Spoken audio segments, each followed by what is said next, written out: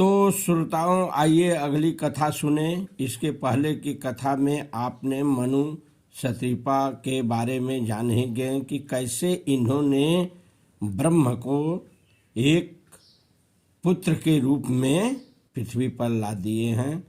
तो आगे की कथा सुनिए। जो है ये कथा श्रोताओं नारद मुनि की है। नारद मुनि के नाम पर बड़ा आश्चर्य लगता होगा श्रोताओं कि नारद मुनि। हाँ श्रोताओं, ये नारद मुनि की कथा है। एक बार जो है नारद मुनि के श्राप के कारण परमात्मा को पृथ्वी पर आना पड़ा।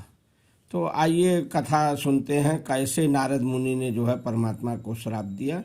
तो श्रोताओं, यह कथा शिव जी माता पार्वती को हिमालय पर्वत पर सुना रहे हैं और इसी कथा को याज्ञवल्क्य मुनि देवलोक से आकर इलाहाबाद प्रयागराज में भारद्वाज मुनि के आश्रम पर उनको सुना रहे हैं। तो इसको आप लोग ध्यान लगा के सुनिए।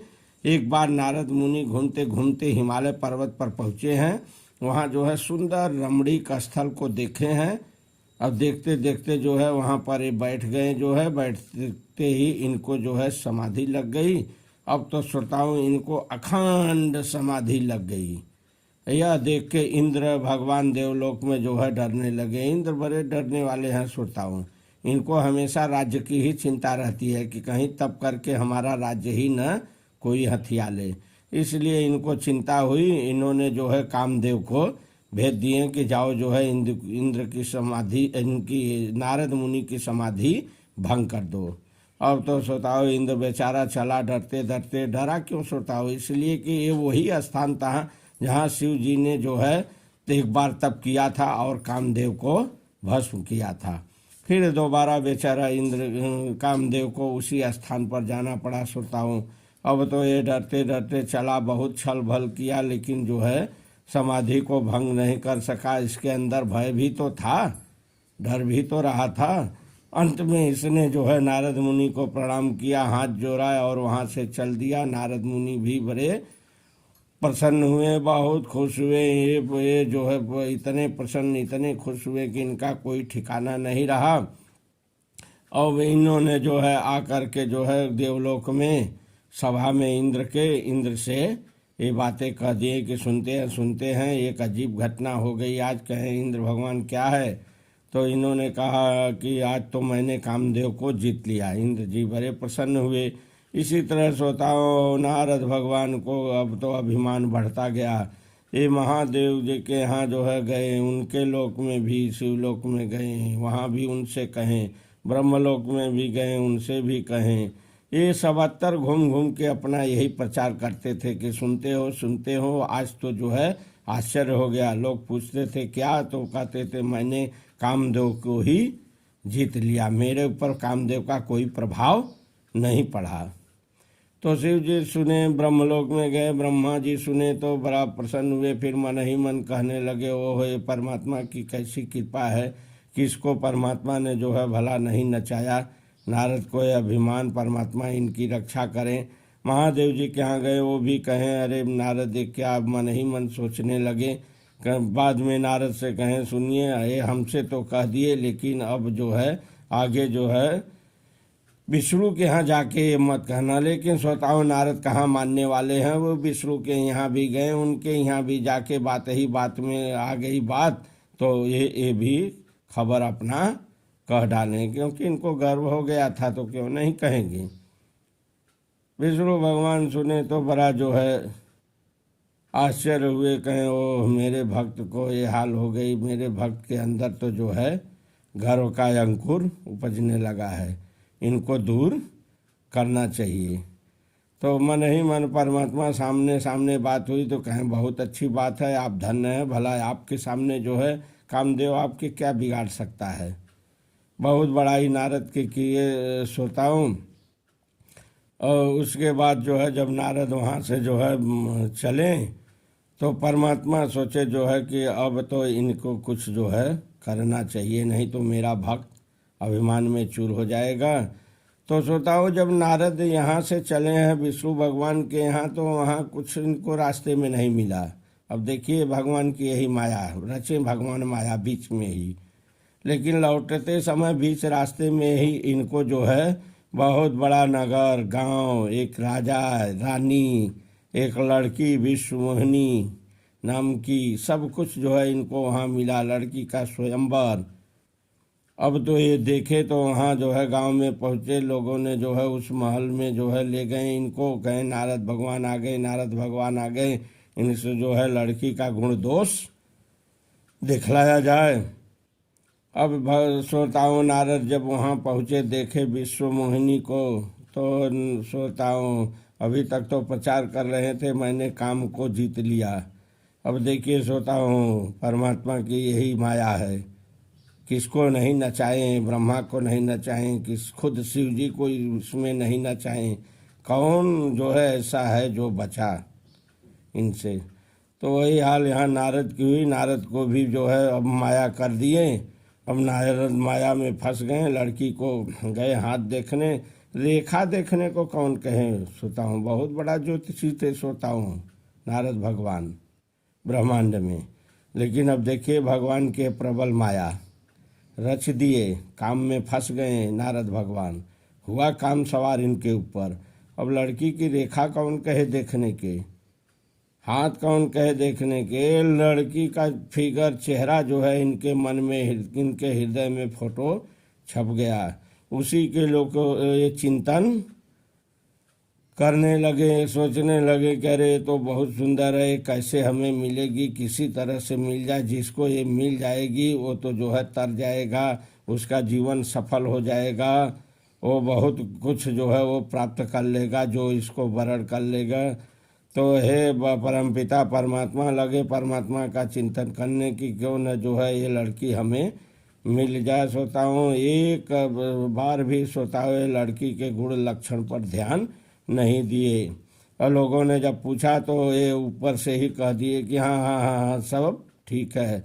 ऐसा कह करके सोता हूँ इनको तो चिंता बढ़ी, पता लगा कि ये लड़की जो बहुत सुंदर रहेगा, जिसके गले में जयमाल डाल देगी स्वयंवर में, उसी से उसकी शादी हो जाएगी।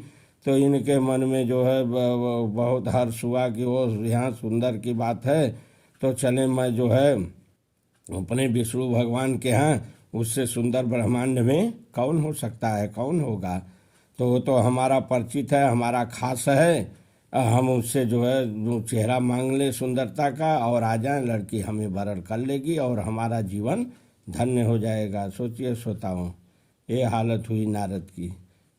अब लगे जो है युक्ति करने, यत्न करने लगे वही ठिया जो है चिंतन मनन परमात्मा का करने, परमात्मा प्रकट हो गए तो ये लगे जो है वहाँ अपना कल्पना शुरू किए, है प्रभु मुझे जैसे भी हो, जिस विधि से हो वो लड़की मिलनी चाहिए, ऐसा कुछ करिए जिससे जो है हमारा विवाह उस लड़की से हो जाए। मैं यही आपसे मांगने आया हूँ, आप अपना रूप हमें दे दीजिए। भगवान बहुत प्रसन्न हुए।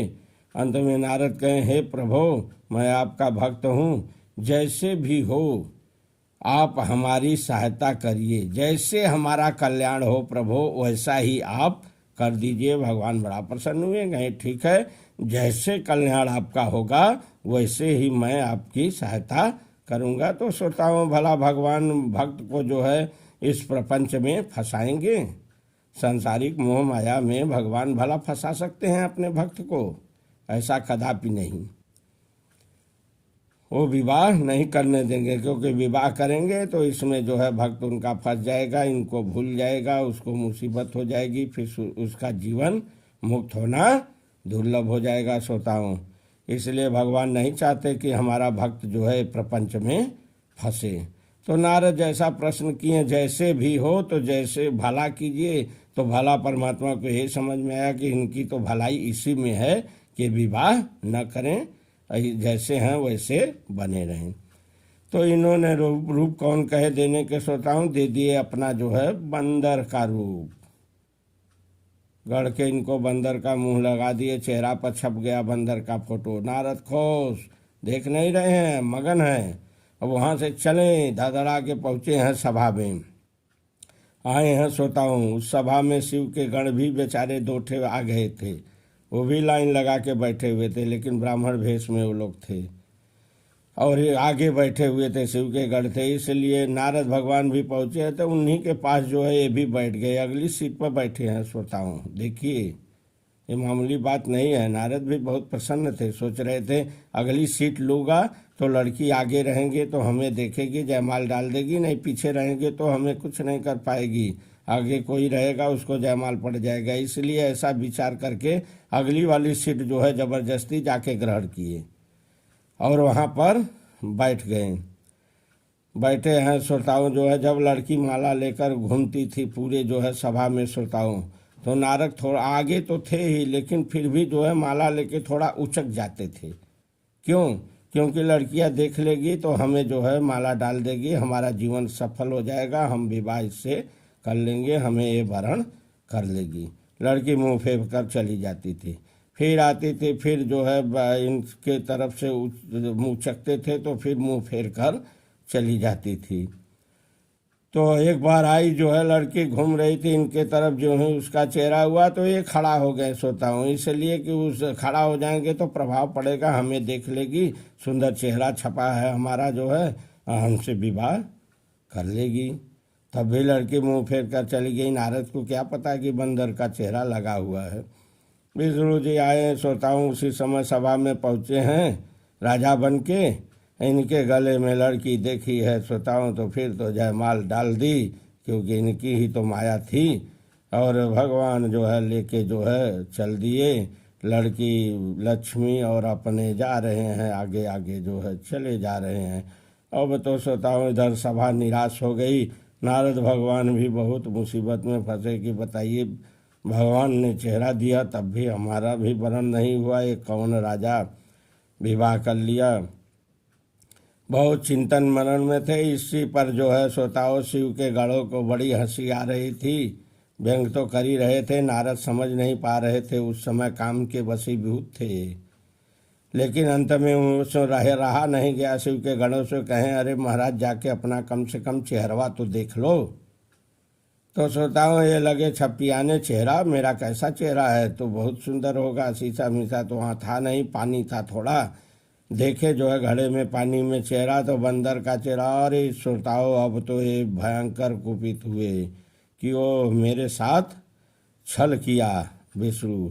अब तो श्रोताओं वहाँ पहले तो इनको श्राप दे दिए हंसने के कारण कि जाओ तुम लोग जो है हंसे हो इसका फल भोगो, जा तुम राक्षस हो जाओ। श्रोताओं बेचारे शिव के गढ़ दोनों को जो है बलि का बकरा बना दिए, राक्षस बन गए बेवजह का। अब श्रोताओं चले जो है नारद भगवान को पकड़ने, पहुँचे हैं आधे रास्ते में ही देखें भगवान को जाते हुए, वहाँ पर बहुत बिगड़े, इनको बहुत गाली गलौज दिए जो है। भगवान चुप हैं, कह रहे हैं तुम कुटिल हो, कपटी हो, कायर हो, हमेशा तुम अच्छे को बुरा और बुरा को अच्छा करते रहते हो, तुमको किसी का डर भय नहीं रहता।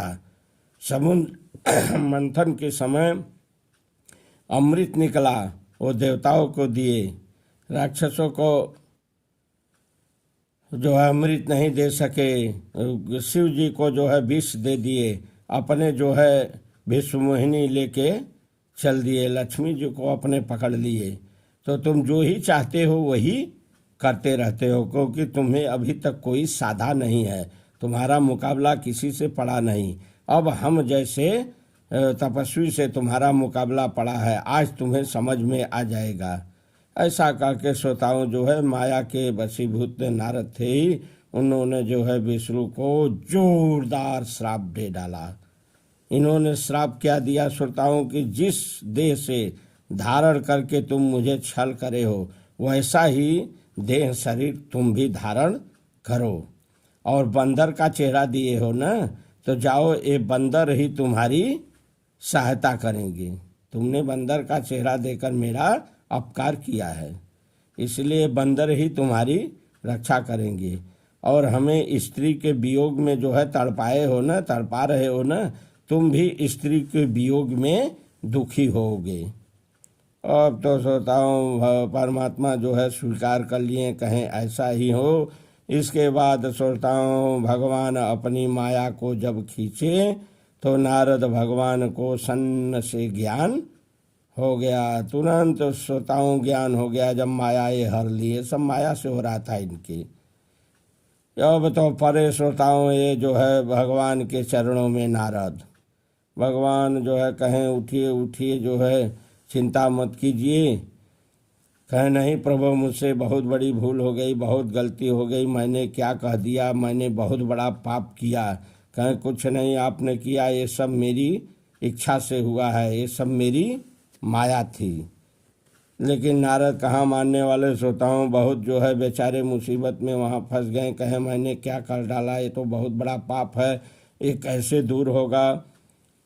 श्रोताओं तो भगवान ने वहाँ बताएं कि जाओ जो है शिव का नाम जपो, शिव नाम से जो है ये दूर हो जाएगा, शिव प्रसन्न हो जाएंगे तो मैं भी प्रसन्न हो जाऊंगा। ऐसा कहे हैं श्रोताओं। तो नारद भगवान वहाँ से चले हैं। रास्ते में आते हैं श्रोताओं तो शिव के गढ़ मिलते हैं। जब देखे शिव के गढ़ की नारद तो आज जो है क्रोधित नहीं है, बड़ा जो है ठीक ठाक दिखाई दे रहे हैं। तो इनसे जो है वो लोग बेचारे हाथ जोड़कर शापानुग्रह करने की कहे हैं कि हे प्रभु जो है हमारा जो है श्राप जो है वापस ले लीजिए। लेकिन नारद कहे नहीं, तुम राक्षस बनो और जाकर विश्व को जीतो, तुम्हारे समान कोई ऐसा असुर नहीं रहेगा, तुम सबको जीतोगे। लेकिन जब विष्णु भगवान आएंगे तुमसे लड़ाई होगी, तुमको युद्ध में मारेंगे, इस तरह से तुम मुक्त हो जाओगे। तब तक तुम राक्षस बनकर पृथ्वी पर जाओ। ऐसा कहकर श्रोताओं जो है नारद भगवान आगे बढ़े हैं। इस तरह से श्रोताओं समय पर परमात्मा को पृथ्वी पर आना पड़ा नारद के श्राप के कारण। एक कल्प में श्रोताओं भगवान ऐसे भी आए हैं। बोलिए परम पिता परमेश्वर श्री रामचंद्र भगवान की जय। तो श्रोताओं अगली कथा अब मैं आगे बताऊंगा, समय का अभाव है। अब कथा को यहाँ विराम देता हूँ।